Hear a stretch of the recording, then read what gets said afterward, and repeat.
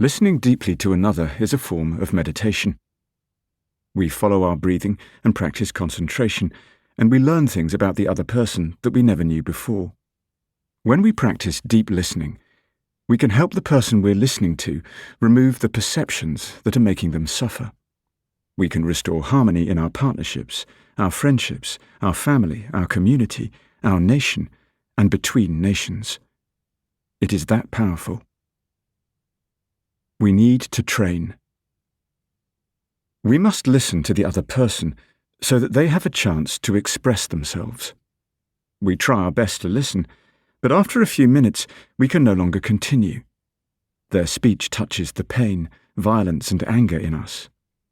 At first, we vow that we will give the other person a chance, even if what they say is unjust or difficult to listen to. But because of the violence, fear, pain, and anger in ourselves, we cannot listen for more than 5 minutes. We want to react, shout back, or run away.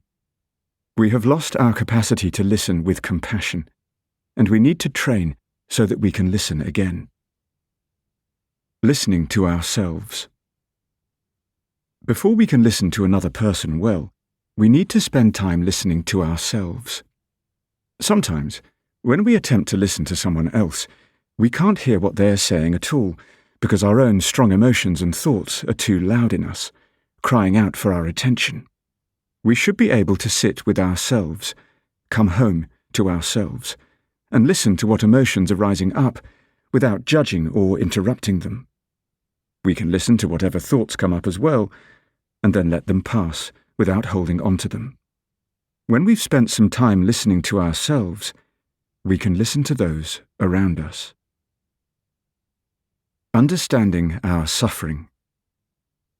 When we listen deeply to ourselves, we can understand ourselves, accept ourselves, love ourselves, and start to touch peace. Perhaps we have not yet accepted ourselves because we don't understand who we are. We don't know how to listen to our own suffering. So we must first of all practice listening to our own suffering. We must be with it, feel it, and embrace it in order to understand it and allow it to gradually transform. Perhaps our own suffering carries within it the suffering of our father, our mother, the whole line of our ancestors, or a whole country. Listening to ourselves, we can understand our suffering, the suffering of our ancestors, our father and our mother, and we feel a sense of release. Coming home with mindfulness. When we stop the busyness of the mind and come back to ourselves, our suffering can seem very intense. This is because we are so used to ignoring it and distracting ourselves from the pain. With distractions, we may succeed in numbing ourselves for a little while, but the suffering inside wants our attention, and it will fester and churn away until it gets it.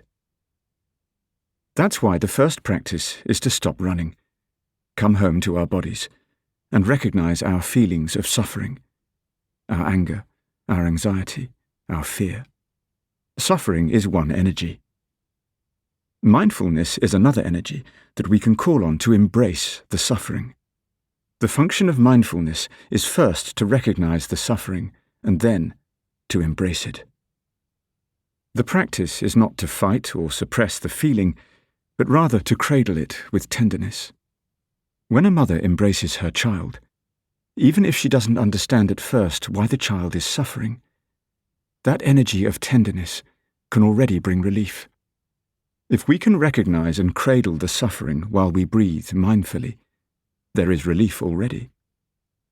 Your suffering is trying to get your attention, to tell you something, and now you can take the opportunity to listen.